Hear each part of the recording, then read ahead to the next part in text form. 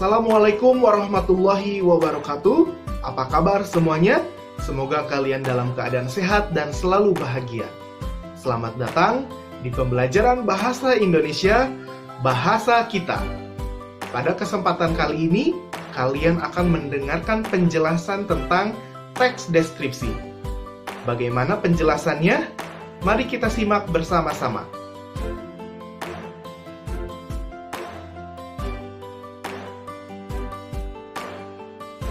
Kompetensi dasar 3.1 mengidentifikasi informasi dalam teks deskripsi tentang objek yang didengar dan dibaca. Dan kompetensi dasar 4.1 menjelaskan isi teks deskripsi tentang objek yang didengar dan dibaca.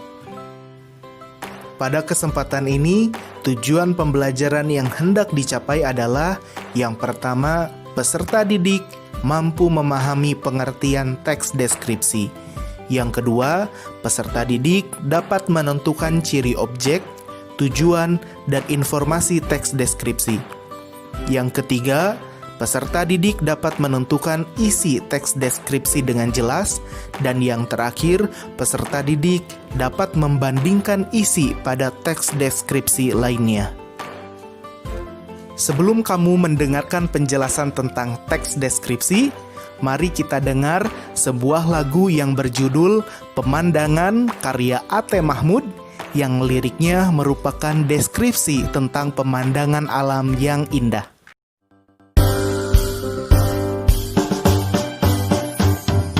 Memandang alam dari atas bukit, sejauh pandangku lepaskan. Sungai tampak berliku, sawah hijau terbentang, bagai permadani di kaki langit. Gunung menjulang, berpayung awan, oh indah pemandangan, oh indah pemandangan. Nah, setelah kamu mendengarkan lagu tersebut, apakah sudah terpikirkan apa itu teks deskripsi? Baiklah, teks deskripsi adalah teks yang berisi pemaparan atau penggambaran suatu objek secara jelas dan terperinci, sehingga pembaca seolah-olah melihat, mendengar, dan merasakan atau mengalami sendiri apa yang dideskripsikan oleh penulis. Sebagai contoh, kamu bisa lihat pemandangan Gunung Ciremai yang saya potret dari arah kampung halaman saya. Kamu bisa lihat gunung yang menjulang tinggi, berselimutkan awan, dan terdapat hamparan sawah yang hijau, dan di sebelah kiri ada pohon kelapa. Saat itu pagi hari dengan suasana yang tenang dan udara yang menyejukkan. Anak-anak, itulah deskripsi dari foto pemandangan Gunung Ciremai tersebut. Selanjutnya, ciri objek yang dideskripsikan. Yang pertama, objek yang dibicarakan pada teks deskripsi bersifat khusus. Maksudnya, objek tertentu yang kemungkinan berbeda dengan objek lain. Yang kedua, objek yang dideskripsikan bersifat pendapat pribadi. Agar dapat memahami apa itu ciri objek yang dideskripsikan, mari kita baca dan pahami bersama teks deskripsi berikut ini. Si Ciko kelinciku. Kelinciku bernama Ciko. Ciko adalah kelinci yang lucu. Ciko memiliki bulu yang lebat dan putih bersih.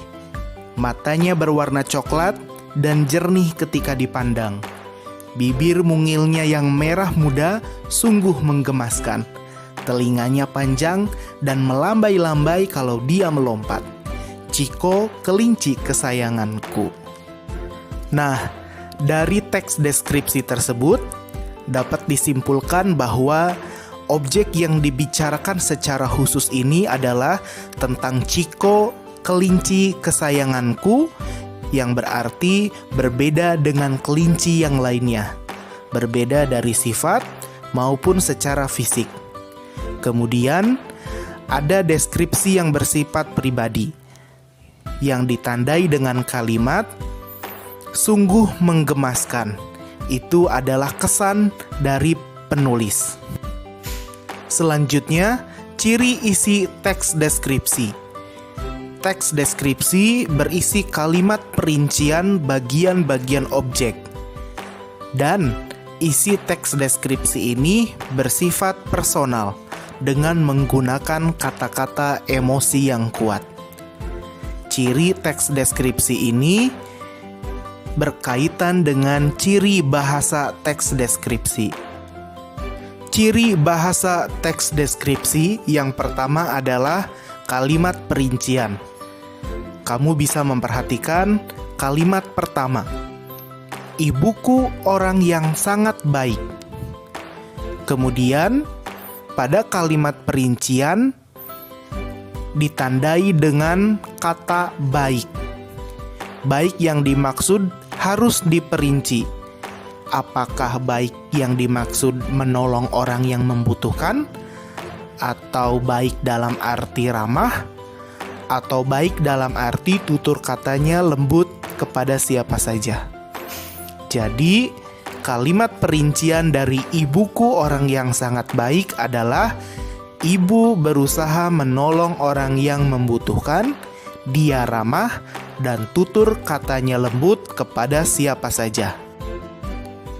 Selanjutnya, dalam teks deskripsi, kamu dapat menggunakan pilihan kata dengan emosi yang kuat. Tidak hanya baik, tetapi kamu bisa menggunakan kata tulus, ramah, penuh kasih. Tidak hanya indah, tetapi kamu dapat menggunakan kata permai, elok, atau menakjubkan. Dan tidak hanya kuat, kamu bisa menggunakan pilihan kata seperti tangguh atau perkasa.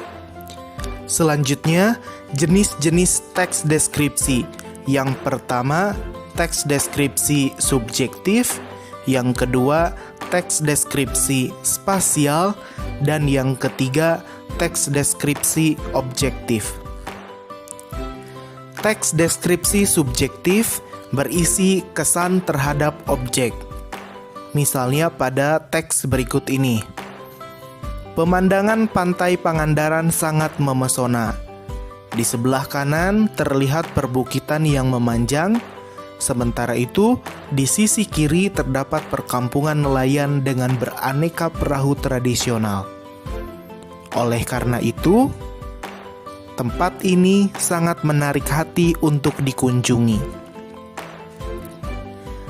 Kesan dalam teks tersebut ditandai pada kata memesona.